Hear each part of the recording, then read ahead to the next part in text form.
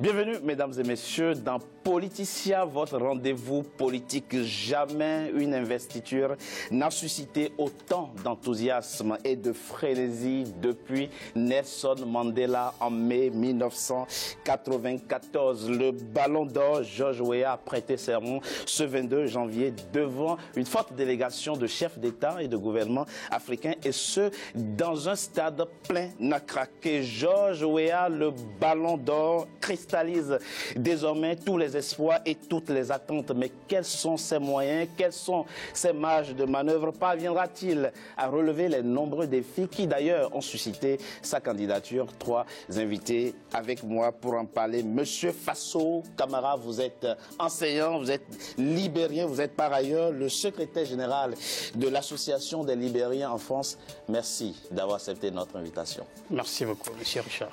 Kevin Maïzo, rompu de mes plateaux, journaliste, analyste politique. Merci à vous également d'avoir accepté notre invitation. Merci Richard, c'est toujours un honneur de te voir. De rompu à un autre, Brice Nzamba, avocat au barreau de Paris. Merci à vous également d'avoir accepté notre invitation. Je te remercie Richard. C'est en grande pompe que le Ballon Johnson surlife les clés du palais présidentiel, et ce devant plusieurs chefs d'État africains et 35 000 spectateurs. Sa ténacité aura donc payé. Après 2 tentatives, le sénateur George Weah devient président de la République, l'homme fort de Monrovia. Mais qui est George de Foot au palais de la présidence de la République? C'est un sujet de la rédaction signé Aïssatou Beslan Diamanka. L'avocat Charles Brumskin ou le vice-président Joseph Boakai, la philanthrope Magdela Cooper ou même le géant des télécoms Benoni Ouré, 19 candidats en bataille rangée, mais il les a tous dribblés lors du premier tour de l'élection présidentielle en sortant vainqueur de ce premier round électoral. Il finit au tir au but avec un seul adversaire, Joseph Boakai. Lui aussi sera éliminé au second tour de l'élection présidentielle avec 61,5% des voix exprimées contre 38,5%. La victoire est signée. L'enfant du ghetto est devenu président de la République du Libéria le 26 décembre 2017. Il a été investi ce lundi 22 janvier 2018 à Monrovia, la capitale.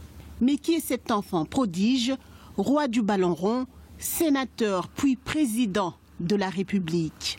Zoom sur Mr. George, comme l'appelle son peuple, l'idole des jeunes qui, du ghetto au terrain de footballs internationaux, rêvait de briller la magistrature suprême de son pays. Né le 1er octobre 1966 à Claratown, à Monrovia, élevé par sa grand-mère dans un quartier pauvre, George Weah travaillait comme réparateur de téléphone, mais son habileté à taper sur le ballon va changer sa vie. Après ses débuts comme gardien de but dans un club de la banlieue de Monrovia, il se retrouve au poste d'avant-centre dans un club camerounais. Âgé de 22 ans, en 1988, il est repéré par le Français Arsène Wenger, entraîneur à l'époque de l'AS Monaco. Il arrive enfin dans la principauté. Le jeune féru de ballon rond devient footballeur international qualifié dans les plus grands clubs européens, du Paris Saint-Germain au Milan AC, en passant par Chelsea, Manchester City et l'Olympique de Marseille. Le football m'a aidé pour respecter les gens, pour aider les gens, pour intégrer dans une famille qui, je comprends aujourd'hui, et c'était mon parcours. Et grâce au football aujourd'hui, qui je suis aujourd'hui, c'est grâce au football. De 1989 à 2003, la guerre civile rave sa carrière en Europe. George Weah devient le seul Africain à avoir obtenu le ballon rond en 1995, mais son cœur était avec son peuple. Il plaide alors pour la paix dans son pays auprès de l'ONU. Le fils du peuple retourne définitivement au pays et décide alors de s'engager dans le ring politique en 2003.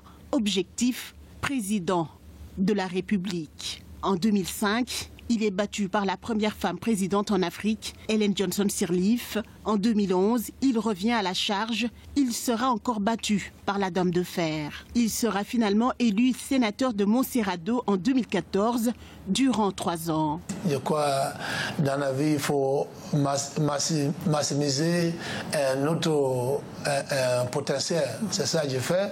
Et après le football, j'ai continué à travailler. Je suis rendu au service du peuple libérien parce que c'est le pays que j'aime, c'est les gens que j'aime. Et pendant la guerre, j'étais là. J'étais entre le terrain et dans le camp de réfugiés et dans le pays. J'étais un avocat pour le pays. J'étais là pour la restauration de paix dans mon pays.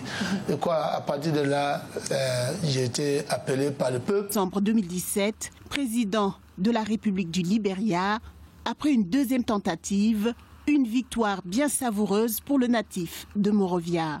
De roi du ballon rond, il est désormais devenu roi du ring politique avec du moins d'autres échecs et d'autres victoires. En effet, de nombreux dossiers l'attendent sur la table de la présidence, soumis par les électeurs libériens, l'éradication de la corruption, le développement des infrastructures, la réforme de l'éducation et l'amélioration du système de santé pour le bien-être de tous les Libériens.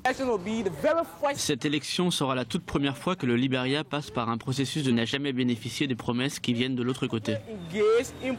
En réalité, l'ascension politique de George Weah à la tête du pays est un grand moment d'espoir pour une grande partie de la population libérienne. Cette dernière espère que le nouveau président, issu du peuple, pourra améliorer l'économie et maintenir la paix dans le pays. Brice Nzamba, dans son discours d'investiture ce 22 janvier 2018, le président George Weah disait entre autres à ses concitoyens, je le cite, « J'ai prêté serment devant vous et devant Dieu Tout-Puissant. Rassurez-vous, je ne vous laisserai pas tomber. » Fin de citation. Ceux qui l'ont connu et qui sont proches de lui disent de lui qu'il ne s'agit pas d'un simple rêveur, d'un simple prétentieux, ambitieux, mais qu'il avait la conviction qu'il a une mission pour son peuple. D'où peut venir une telle conviction? Écoutez, il faut dire que les convictions sont forgées avant tout par l'expérience des gens. C'est ce que les gens ont vécu tout le long dans le temps et qui finissent par cristalliser certaines réalités fortes et intimes à l'intérieur d'eux-mêmes, oui, et qui par la suite alimentent les convictions. Donc je pense que le président George Weah, quand il dit que je ne veux pas vous abandonner, oui, parce que lui-même il n'a jamais abandonné. Voilà, ça déjà il faut le dire. Dans son parcours, c'est quelqu'un qui s'est toujours battu. Il est né dans une famille pauvre, il a grandi dans des circonstances de pauvreté. Il s'est battu, il a eu son premier métier en tant que vendeur de téléphone. Il s'est battu en lui. Et en croyant en lui, il s'est battu pour réaliser ses rêves. Donc c'est quelqu'un en qui on peut faire confiance. Parce que quelqu'un qui ne doute pas de lui-même, quelqu'un qui est capable de tenir ses promesses vis-à-vis de lui-même déjà, on peut penser, je dirais légitimement et raisonnablement, qu'il peut être à la hauteur des promesses qu'il fait aux autres. Parce qu'il est naturellement fidèle à lui-même. Voilà, c'est ça. Parce que quand on est fidèle à soi-même, on peut être sûr qu'on peut être fidèle aux autres. Voilà, c'est parce que c'est la base. Monsieur Camara Faso, vous êtes libérien. Vous, au départ, vous aviez... Et puis, entre les deux tours, vous avez basculé vers George Weah. Qu'est-ce qui, dans lui, dans l'homme, a suscité votre adhésion, votre enthousiasme? Je peux vous dire, le premier parti de George Weah, en tant qu'un Libérien, on soutenait George Weah en tant que tous les parcours qu'il avait fait pour le Libéria, et il avait le pays. Son cœur était avec le peuple. Mais au côté politique, on regardait deux faces. Voilà le politique et voilà le ballon. Et on lui supportait au côté de foot, mais au côté de politique, nous, on se disait toujours au côté de politique. Est-ce que George Weah peut diriger le Libéria comme il faut? C'est ça. Mais en regardant les parcours de George Weah, on était convaincus, émerveillement, en train de pleurer, il était toujours avec le Libéria. Et toujours avec les Libériens. Et des fois, le parcours qui se passait, on regardait la télé, des fois, quand on est arrivé au deuxième tour, Et qu'est-ce qu'il y a beaucoup de... Il y avait beaucoup de choses, il y avait beaucoup de refusants. Parce que les gens, ils se regardaient pour dire, il faut qu'on réfléchisse pour voir qui doit être là pour George Weah. Même le président Ellen Johnson avait dévié son parti pour soutenir George Weah. On reviendra tout à l'heure là-dessus. Vous êtes en train de confirmer à cette table que le procès qui est fait à la présidente Ellen Johnson Sirleaf est justifié, qu'elle a justement, entre les deux tours, soutenu la candidature de George Weah. Mais on reviendra là-dessus tout à l'heure. Vous êtes analyste politique. Kevin Ouaizo, dites-nous, l'homme a des ressorts particuliers, c'est vrai. Mais au fond, si on voit quand on voit son parcours, on se rend compte qu'il est aussi moulé dans des stratégies politiques. La preuve, sa vice-présidente Jawel Taylor, qui est donc la femme de l'ancien président Charles Taylor, qui est aujourd'hui donc sa vice-présidente, ce sont les milices du mari de Jawel Taylor qui ont détruit sa maison et qui ont même pris en otage des membres de sa famille. Et pourtant, ça ne l'a pas empêché d'accepter que Jawel Taylor soit sous sa liste. Ça veut dire quoi? Qu'il a compris qu'en politique, c'est le résultat qui compte, c'est la finalité qui compte. Quelqu'un qui est habitué à la survie. Et il sait que le monde politique est un monde des requins. On peut se faire bouffer, mais très facilement. Donc, pour survivre, il faut être stratège. Et la stratégie postule à ce que l'on puisse être souple par rapport à certaines choses géostratégiques. Chaque personne qui est autour de George Weah contrôle les Américains africains. Il y a des gens qui contrôlent certains territoires. Donc, il a fait juste un calcul de raison. Parce qu'il a loupé 2 fois. Il fallait qu'il apprenne. Il a appris. Il est même allé étudier au management, justement. Management à master. Oui. Donc, c'est une stratégie politique. Il l'a loupé 2 fois. La 3e fois, c'était des sacrifices qu'il fallait faire pour pouvoir diriger un pays post-conflit comme celui-là.